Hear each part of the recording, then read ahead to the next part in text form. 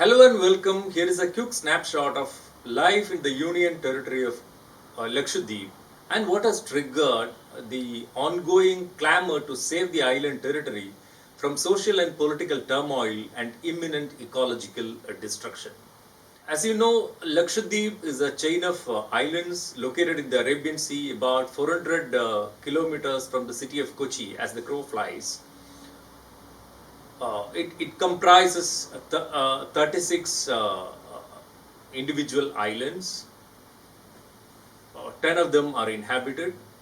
The 10 inhabited islands together have a population of 64,473 people as per the 2011 census. Culturally and socially, the islanders are close to Kerala, and the language spoken there is a dialect of Malayalam. Except in Minicoy Island, which is geographically located close to the Maldives. Naturally, therefore, the language spoken there is Mahal, which is a dialect of Divehi, the language of the Maldivian people. It's a union territory since 1956, and pertinent it is to mention here that the islanders are peace-loving, largely a peace-loving people, and the crime rate there is probably one of the lowest in the, it's certainly one of the lowest in the country, and probably one of the lowest globally as well.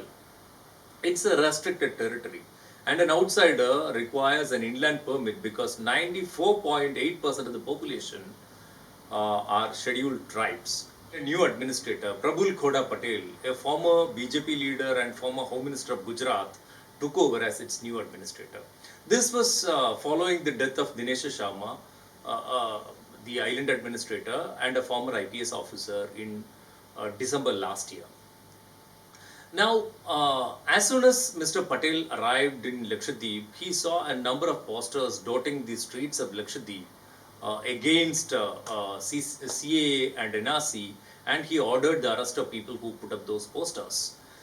While he started on a false note, the discord between the administration and the people deepened when Mr. Patel went against sane advice and changed the SOP that mandated a week's quarantine and test for inbound travelers to Lakshadweep in Kochi.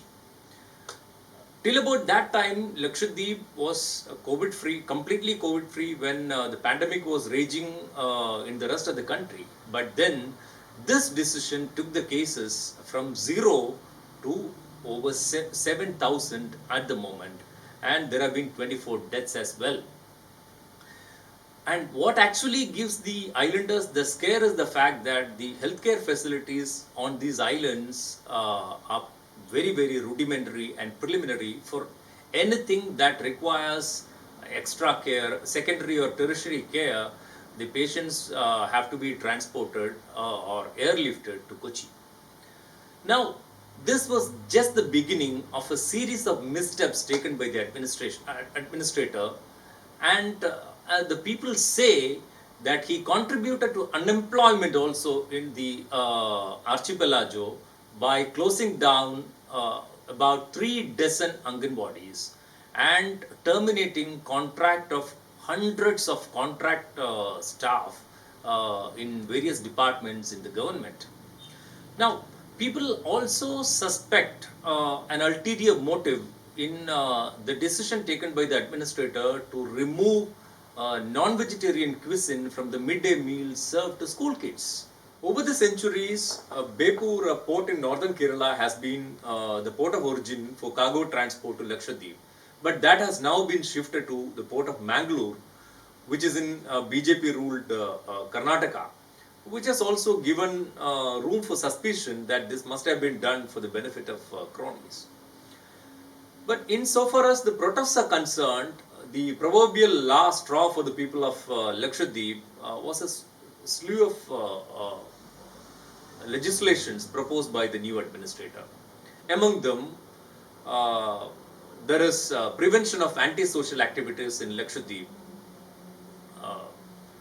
It empowers the administrator to order preventive detention of anyone if he is satisfied that there is enough ground to do so. It is basically a Gunda Act and doesn't even provide for legal assistance to the person detained. Any person can be detained under this act up to a period of 12 months and can be kept beyond the boundaries of Lakshadweep. This has given rise to fears of widespread misuse, but more than that, the most intriguing aspect of this is the fact that Lakshadweep hasn't had any such crime that warrants such a law. The islanders, a vast majority of the Muslims, also see the animal preservation regulation as an attempt to interfere in their food habits because it bans cattle transport or slaughter. Cattle meaning bull, bullock, or cow. Now, there is a third legislation which seeks to disempower elected representatives of district and village panchayats, and also to disallow people with more than 2 children from becoming panchayat members. It also transfers power from the district panchayat president to the chief executive officer. But the most draconian of all the legislations that have been proposed so far is the one pertaining to the creation of a Lakshadweep Development Authority. People argue that it has been drafted with scant regard for the island chain's geographical, ecological, and social realities. The draft legislation envisages creation of planning and development authorities that will map land use, carry out zonation, and will forcibly take over, if that is required, land that has been identified by the authority itself as having a bad layout, which means practically, if they so want, any land can be identified as having a bad layout and can be taken over. And whoever is allowed to stay in their small holding, it will be incumbent upon them to develop it as recommended by the authority. And now the problem is that it is quite arbitrary because any land can be taken over. Secondly, it criminalizes any development carried out by the person holding the land which is not in compliance with the plan prepared by the authority, and there will be a hefty fine. In fact, developing own property disregarding the plan will invite a fine of up to 2 lakhs, and if that is continued, an amount of 25,000 rupees per day. The regulation is laughable because it talks about proposal for highways, tramways, creation of mini theatres, museums, parks, when the ground reality is that the islands are so tiny and thickly populated. To cite an example, Androd, which is the largest island, is with an area of just 4.9 square kilometer and with a population density of 2,312 people per square kilometer. And the smallest of the islands, the inhabited islands, Bitra, with an area of just 0.10 square kilometer, has 270 people. So the islanders also argue that it is not just impractical, but it also overrules and goes against the integrated island management plan prepared by a committee headed by a former judge of the Supreme Court, R.V. Ravindran, and the committee was set up by the Apex Court in 2012. The committee had in fact suggested measures to preserve and conserve the coral ecosystem and the fragile ecology of the island territory. The committee had taken into consideration the island management plan prepared by NCIS, the National Center for Earth Science Studies, which is a central government institution, and the gaps found in the plan were addressed by the National Coastal Zone Management Authority. So it was a comprehensive plan which was subsequently notified by the Government of India. In the wake of these bad law proposals, there were apprehensions among islanders that once these laws come into effect, then they'll be forced to flee their own homeland.